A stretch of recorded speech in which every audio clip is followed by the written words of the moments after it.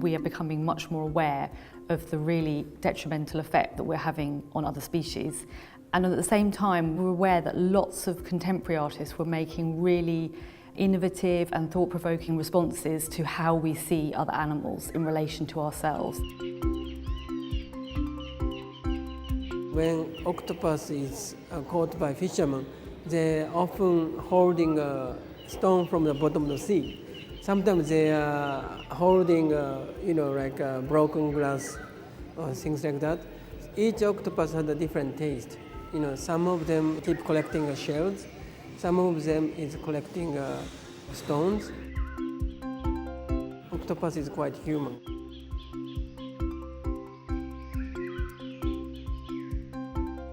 There's more and more people and less space.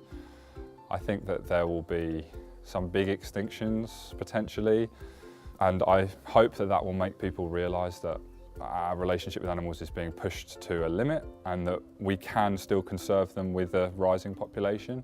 We need to make sure that we educate everyone as to the importance of them because they're critical to everything else. Without them, everything suffers.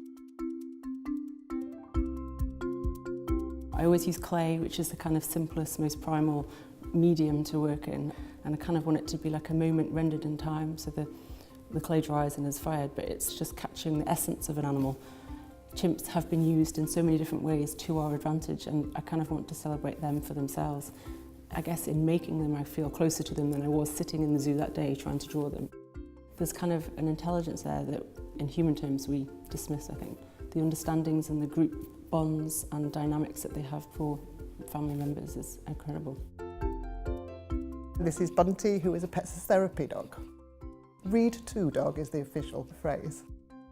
I think dogs in school have a very calming effect. We come in weekly to the school and teachers will select a few children from a few of the classes that they feel are reluctant readers or a little bit shy. It's like having a pet of your own, isn't it, really? And some children haven't, so they find it very, very special. So it's based on a bowerbird's display structure, and what they do is they make these avenues of twigs and then they'll decorate them, so they'll gather up objects and place them around it, often blue objects. There's this one moment in Darwin in The Descent of Man where he's looking at the bowerbird nest and he talks about them having a sense of beauty. But because there's a lot of judgment involved and because they have to kind of make all these decisions, it has a slightly different feel that even Darwin had to concede seemed somewhat kind of like our idea of the work of art. Maybe our sense of what an artist is too precious and too narrow. There's all sorts of forms of being creative, and it would be madness to think that other animals weren't having kind of creative thought processes. We just don't know what they're thinking, so it's better to assume they do, I think.